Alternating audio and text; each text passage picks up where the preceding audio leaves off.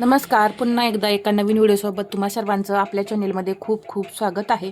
आजच्या व्हिडिओमध्ये मी तुम्हाला 3 इंचाची बाही कटिंग कशी करायची हे सांगते.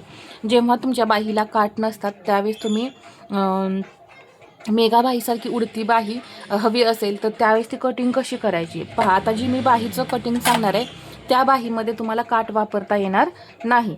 तर जेव्हा काठपदर नसते साडी तर त्यावेळेस पहा एकदम प्लेन ब्लाऊज असतो, त्यावेळेस तुम्ही ही बाही तयार करू शकता.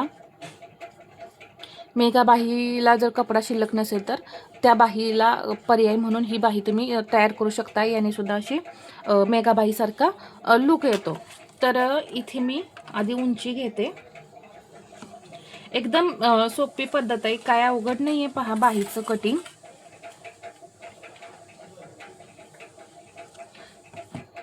पण थोड्याशा इथं गोष्टी लक्षात घ्यायला लागतात, तेव्हाच ती बाही आपली तशी तयार होते. आता इथे बाहीची उंची 3 + 1 4. अजून एकदा इथं 4 इंचावरती मार्किंग करून घ्यायचं. इथे मी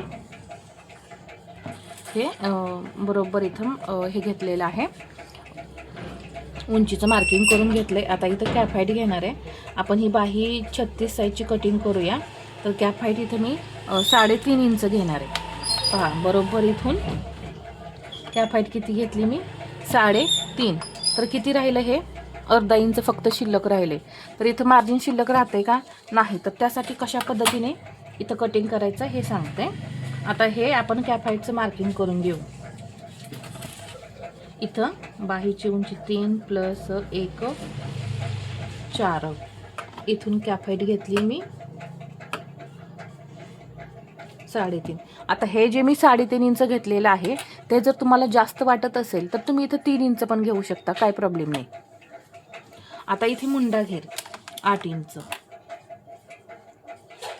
इथून मी असं हे 8 इंचावरती मार्किंग करून घेतलं. आणि याच्या पुढे तर ते आपण नंतर पाहू.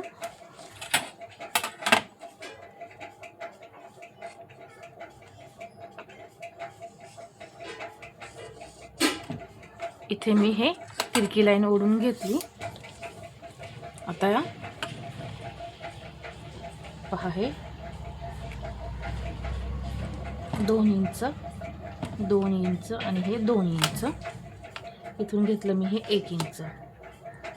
हा अर्धा इंचाचा पॉईंट, हा 1 इंचाचा पॉईंट.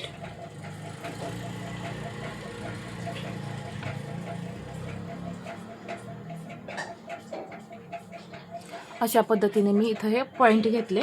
आता हा 1 इंचाचा जो पॉईंट आहे तो पहा असा, जसं आपण रेग्युलर बाही कटिंग करतो त्या पद्धतीने हा आकार घ्यायचा. आणि हा दुसरा आकार इथे. आता हे घेतल्यानंतर इथे काय करायचं आहे, इथून खाली आपण घ्यायचं आहे 1.5 इंच. किती, 1.5 इंच. इथून दंडघेर पहिल्यांदा मोजून घ्यायचा.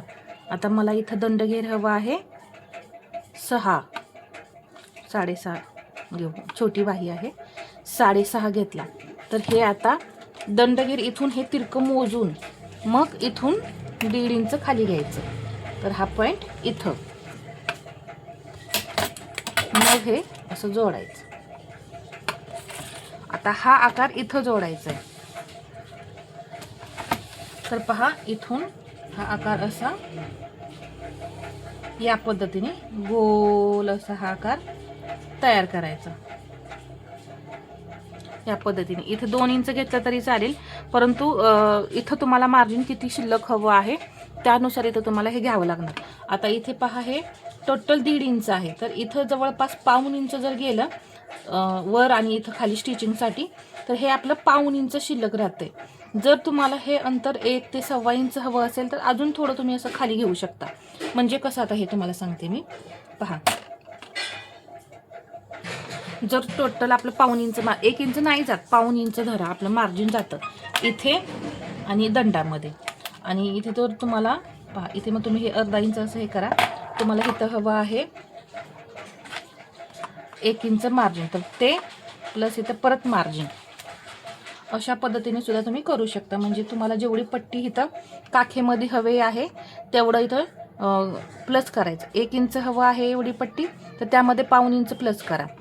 म्हणजे किती होणार? 1.25 इंच. मग तुम्ही इथून असं हे 1.25 इंच ठेवायचं. मग हा आकार असा इथं जोडायचा.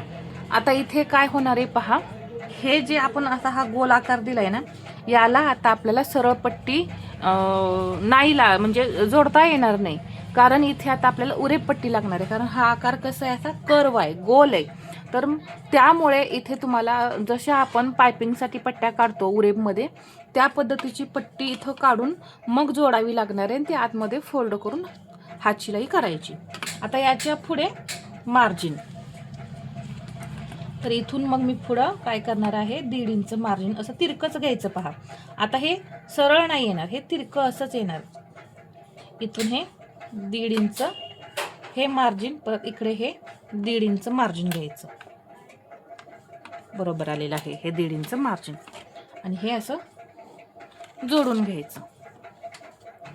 तर या पद्धतीने ही बाही आपल्याला कटिंग करायची असते. आता हे इथं अर्धा इंच जाईल आणि हे आपलं अर्धा इंच इथं आहेच.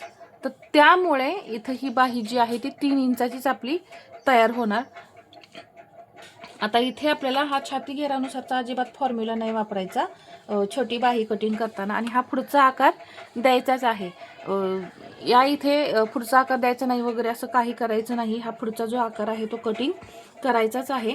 आणि या पद्धतीनं अशी ही बाही कटिंग करायची. आता इथे मी जसं की मी मागाशी सांगितलं त्या पद्धतीने काठपदर असेल आपला ब्लाऊज काठपदरमधला, तर त्यावेळेस ही बाही कटिंग नाही होणार. त्यावेळेस आपली बाहीची पद्धत वेगळी आहे, ती पद्धत आपली यूज होणार.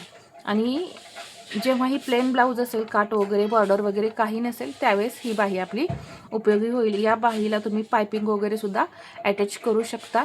खूप छान असा हा लुक येणार आहे. मुंडा घेरानुसार ही बाही कटिंग कधीही करायची नाही, कारण छोटी बाही असते, जवळच मुंडा येतो. त्यामुळे ती बाही आपल्याला मुंडा घेरानुसार, कोणतीही बाही असू द्या, आपण मुंडा घेरानुसारच कटिंग करतो. तर हा व्हिडिओ तुम्हाला कसा वाटला हे मला कमेंटमध्ये सांगा. आणि व्हिडिओ आवडला असेल तर लाईक करा, शेअर करा आणि असेच नवनवीन व्हिडिओ पाहण्यासाठी आपल्या चॅनेलला सबस्क्राईब करायला विसरू नका. धन्यवाद.